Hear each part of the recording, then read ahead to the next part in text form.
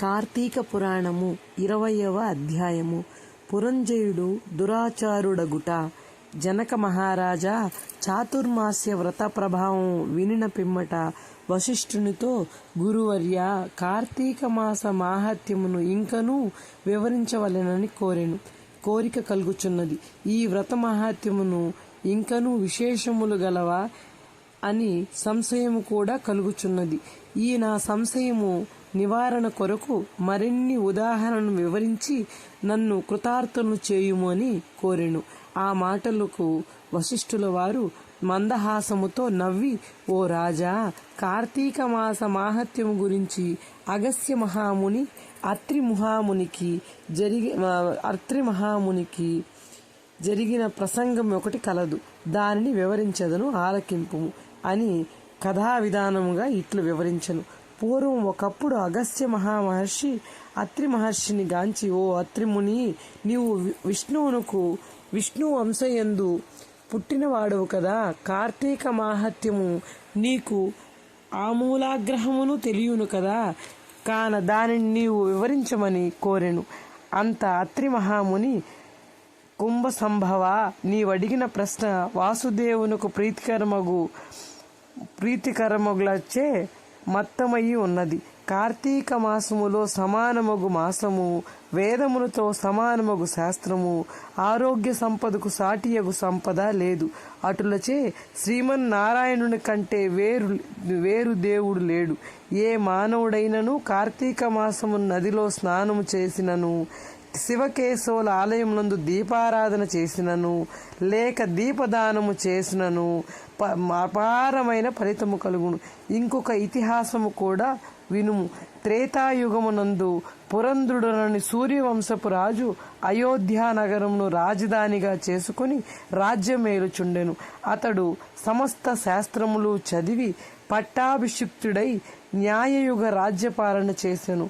ప్రజలకెట్టి ఆపదలు రాకుండా పాలించుచుండెను. అట్లుండగా కొంతకాలమునకు పురంజయునికి అమిత ధనాశచే రాజ్యాధికార గర్వము చేతను జ్ఞానహీనుడై దుష్టబుద్ధి కలవాడై దయాదాక్షిణ్యములు లేక దేవ బ్రాహ్మణ మాన్యములను లాగుకొని పరమలోభి అయి చోరులను చేరదీసి వారిచే దొంగతనములు దొంగతనములు చేయించుకొని వాటిలో సగభాగము తీసుకొని ధనమును తీసుకొని ప్రజలకు బీతావహులను చేయుచుండెను.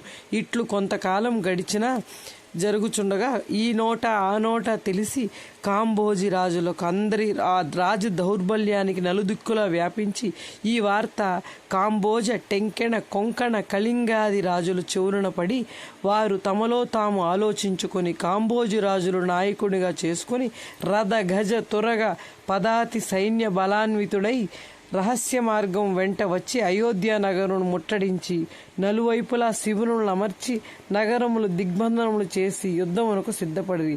అయోధ్య నగరము ముట్టడించిన సంగతి చోరుల వలన తెలుసుకొని పురంజయుడు తాను కూడా సర్వసంపన్నుడై ఉండి అయినను ఎదుటి పక్షము వారధికి బలాన్వితుడుగా నున్నుటకు తాను బలహీనుడుగా నున్నుటకు విచారించి ఏ మాత్రము భీతి చెందక శస్త్ర సమన్వితుడై రథమెక్కి పురికొల్పి చతురంగ బల సమేతుడై సైన్యముతో యుద్ధ సన్నిహితుడైతడి.